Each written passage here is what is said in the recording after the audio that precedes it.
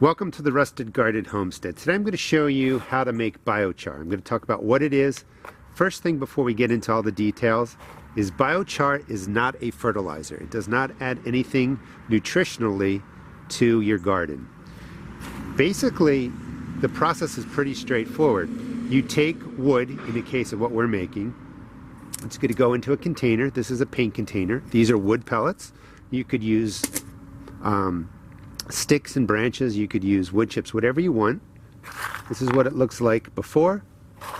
This is what it looks like after pyrolysis, which is removing basically everything in here except carbon by heating it with not a lot of oxygen. Well, what does that mean? You can see 90 minutes in that the gas that's coming out of the container is now burning. So this process takes a good 2 hours for it all to turn into biochar. When you start a fire, because of the oxygen flow, everything burns, it turns to ash. We're going to put the wood material, in this case it's going into a paint container, and I recommend starting with a small container first.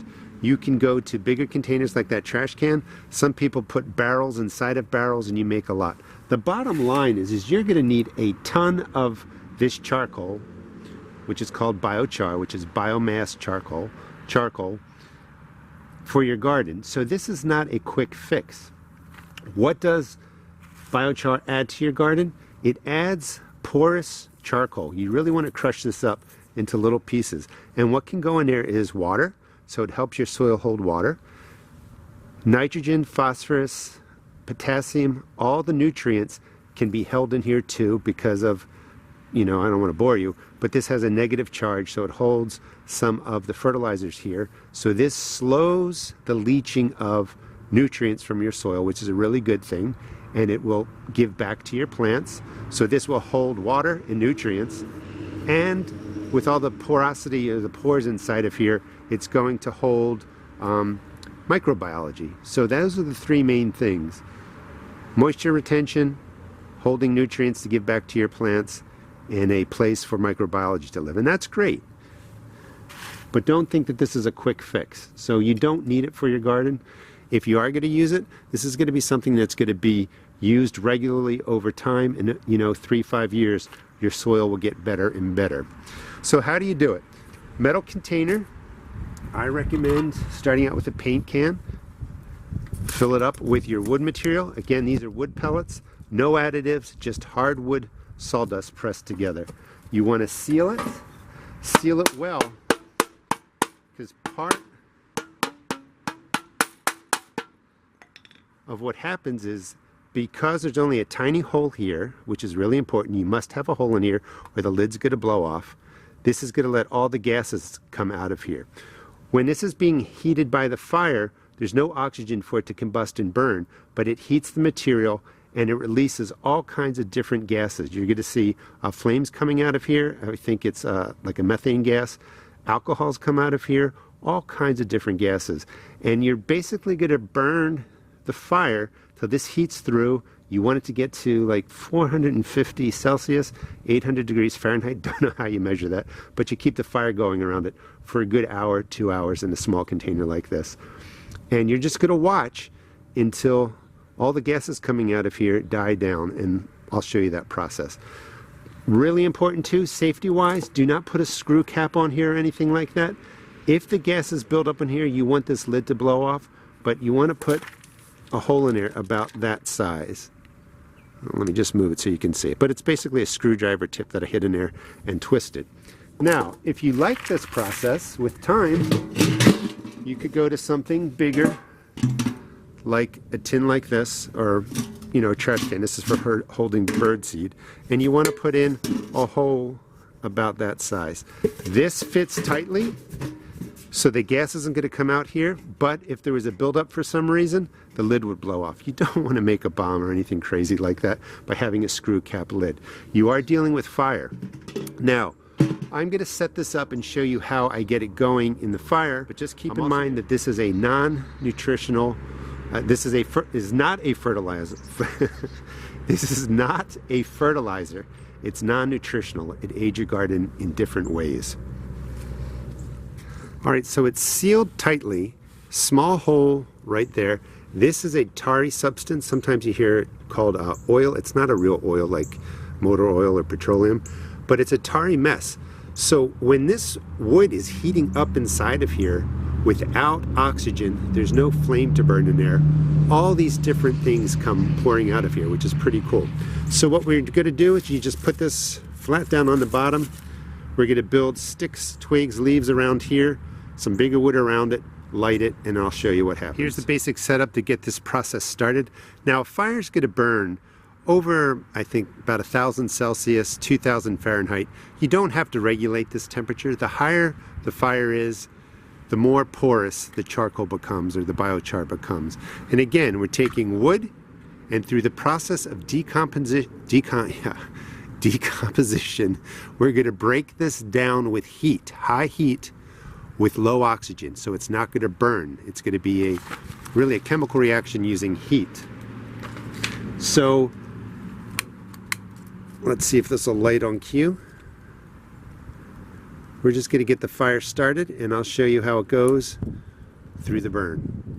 Biochar is not going to quick fix your garden. It's something that you would just want to do by choice over the years and build up your soil. It doesn't take long, and you can hear it, for the gases to start coming up through that center hole. So the process has started. And it's going to take really a good hour of burning, 2 hours of keeping the heat up for this to turn to biochar. So you can see exactly what's going to happen. So you want the fire to get going like that. And when this burns down and it's hot coals, I want to set up another 6 logs or so, like I do, having that kind of teepee shape. Let it burn through again. And you kind of just have to get used to the amount of time it takes for your container to turn all your material to that biochar. As the fire gets to different temperatures, different gases are going to come out of there. Water vapor comes out of there. It's kind of interesting if you want to look up the process online. But it's going to sound like a jet engine with all the gases rushing out of there at different temperature changes. Again, just make sure you put a lid on there that can pop off if the gas builds up. You don't want any kind of explosion. This is, you know, kind of serious, a serious experiment, so use caution. Now, if you can see that, but the gas is burning at times. That's coming out of there right now. So this continues for a good 2 hours. There you go.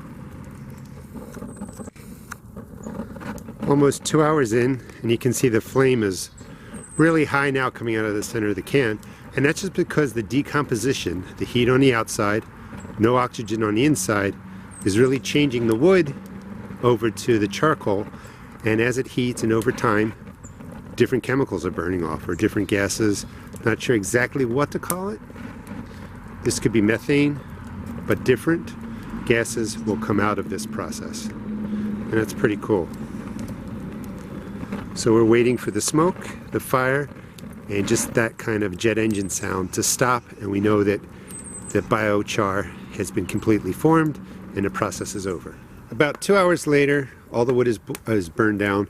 Keep pushing the charcoal from the outside, the wood on the outside, in so it's around the can. No more smoke coming out of the can. You don't hear that jet sound, so the biochar should be completed. We'll let this cool overnight, and I'll show it to you tomorrow. All right, well, it's been at least 12 hours since the fire went out. You want to wait, 12 hours, 24 hours. You want everything to be cool. Never open this up while it's still hot, or even a couple hours after the burn goes down, because the addition of oxygen hitting maybe something that's burning in a can could flame it up. You want everything to be cool. You want all the fire to be out. So we'll open this up in a second. Just incidentally, this wood right here, that's also biochar. You can do this process in different ways. So the pieces that are remaining could also go into here. Now, when you're burning wood, you got to make sure you're allowed to, do outdoor fires in your area. So that's on you, and just be very, very, very, very careful. All right, let's take this out, open it up. You can hear that it's got definitely has the biochar in there. Now, in my next video, I will show you how to set this up, how to use it in your garden, because basically the carbon that's in there now has to be activated or inoculated, and basically for 10 to 14 days it's got to sit with compost tea, fish emulsion, compost from your garden. But basically you have to get the soil microbiology, water, and nutrients into the biochar, and I'll talk about why that's needed. Again, good 12 hours, 24 hours of cooling down. And this is what you end up with. That's the biochar, of course. Now, I don't know if you'll be able to see it, but it's shrunk. So obviously when you're basically gasifying and you're burning out everything else inside there besides the carbon, or heating it out, I mean, you're going to have less material. Now when you get the raw biochar, there's nothing in here except pores. If you were to put this right onto your garden and mix it into the soil, it's going to pull in nutrients and it could take it away from your plants. So you have to activate this before you use it in your garden. And it's basically an inoculation. And I'll be doing a video on that. Give me about 2 weeks or so, because it takes 10, 14 days for this to be inoculated.